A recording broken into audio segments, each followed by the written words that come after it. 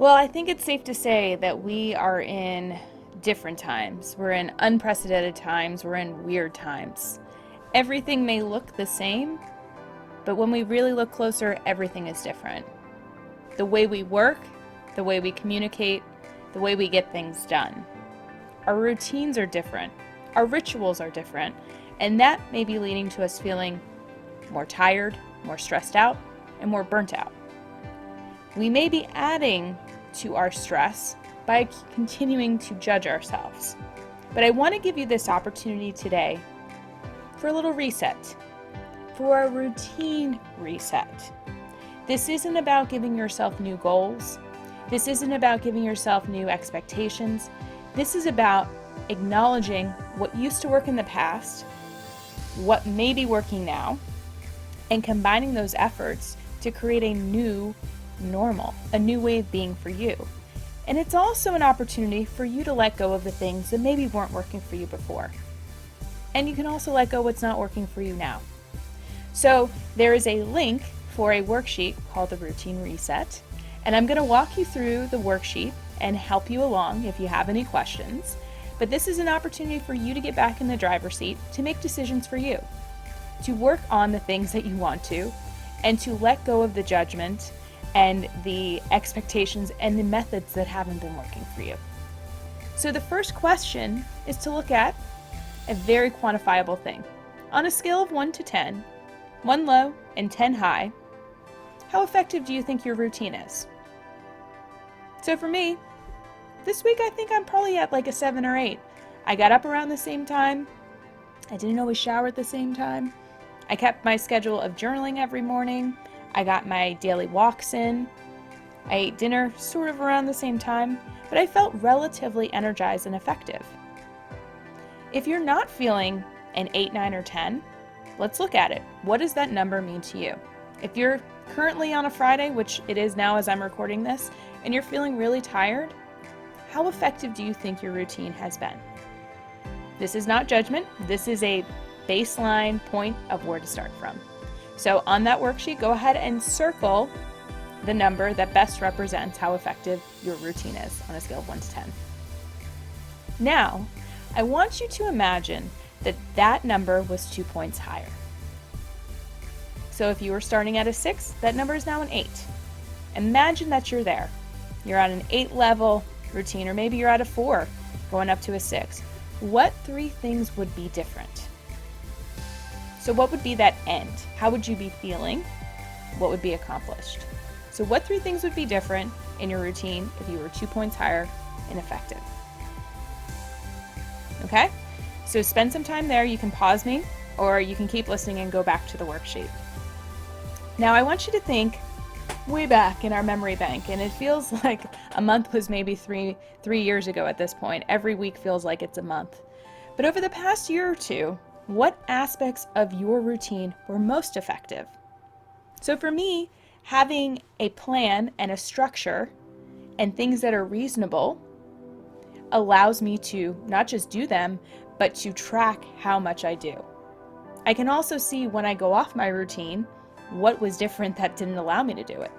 So if you're someone that's really motivated in the morning, take note of that. If you're someone who hits those siesta hours and needs kind of a break, or an espresso, or maybe a nap, take note of that. If you're someone who likes to collaborate to feel energized, if you're someone who likes accountability, take note. What were those things a year or two ago that made you feel more effective? What were the things that worked? And next, given the current situation, so where we are right now, how might you adapt or incorporate those aspects into your current life? So if you're someone who likes to collaborate, how can you reach out to people who really fuel you up? How do you find those engines in your life that can help you co-create? Maybe it's setting up a virtual co-working session. Maybe it's having a daily check-in for 5 minutes. Maybe it's just texting people. Whatever it is that you need, that you needed a year or two ago, can be adapted right now into our current situations. We may need to use technology. We may need to think a little more creatively. But I guarantee those core elements of what worked before can work for you now. So spend a little time on how you could bring those in. Now I want you to think about what didn't work in the past.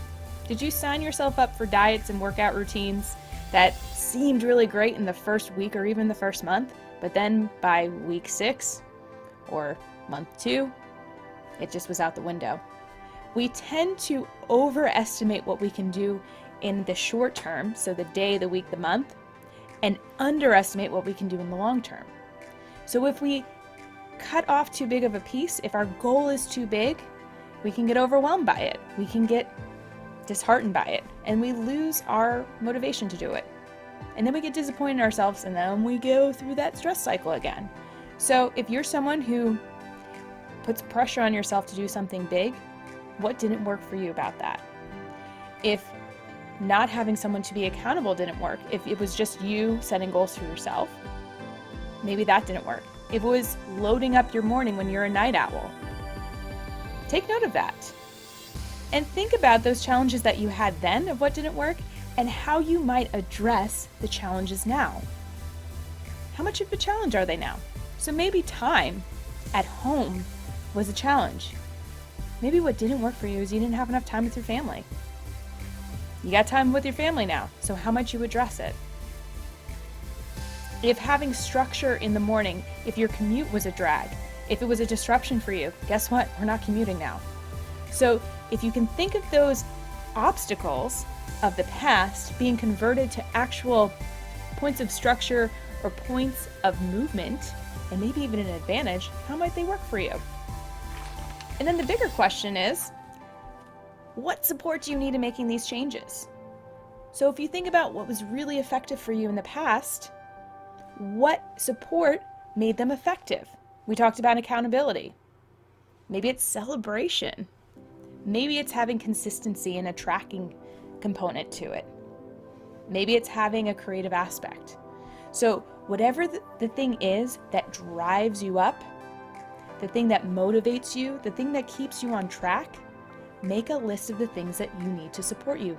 They can be resources, they can be people, they can be plans, they can be environments. It can be anything you can think of. So make a list of the things that are necessary to support you on your quest. And then think about who you need to support you in making these changes. So who are the people in your life that keep you on track, that hold you accountable, that allow things to seem easier? Now, they're not doing the work for you, but they may be able to shed some insight, to shed some light on why things haven't worked. So I want you to tap into that whole Rolodex of the people in your life that can really show up for you right now. And I bet if you ask them, they may ask you to be a part of their journey. So for me, the people that I need to support me are my partner who I live with. I have coach friends who I check in with once a week and who I share ideas with and who I collaborate with and who I soundboard ideas on. I also have my mom who, you know what? Once a week we have our chat and I just download and she downloads and we're able to convert it. So just because we're not face to face with people does not mean that we lack connection. We need to be more deliberate and intentional in the types of connection. We have to give people specific roles in how we want them to show up for us, and in turn, be willing to accept the role that we show up for them. Now, I want you to think about what gets in the way of you making changes. When you think about the life you want to create, the new routine you want to put in place, what are those potential points of friction and hesitation? Now, I have a lot of clients who have kids. There's no doubt that homeschooling, in addition to working, in addition to running a household and all of the uncertainty that's floating around, is stressful. We have to anticipate that we're going to have disruptions. And this is where R&R comes in. What is reasonable and what is realistic. It used to be about rest and recuperation. We're not necessarily getting that. We have to think about what is our capacity in our current situation. What is reasonable for us in being a parent, in being a partner, in being an employee? And how do we communicate that so that we don't overburden ourselves with unrealistic expectations? The more honest we can be with other people, the more it allows them to communicate. So we're not in the story and the stress of it. We're coming from a place of honesty and data and facts. When we have facts, we know what to do with them. We can create solutions, we can create plans. But if all we're doing is reacting from story to story to story, we're just going to have friction and conflict. So we have to look at those points of where can I potentially get knocked off course, and how might I express what I need and what others need in order to come up with a we-win solution. So I want you to think about 6 months, a year from now, looking back on this crazy time, on this uncertain time. And I want you to think about how you showed up, how you wanted to show up. What are those descriptors? What are the things that you find most notable, the things you learned about yourself? For me, this time period is about joy.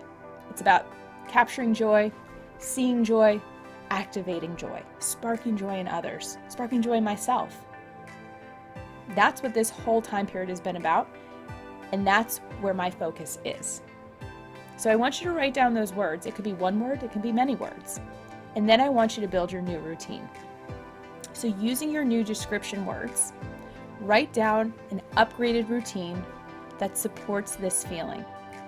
So in the morning, I insert the activity.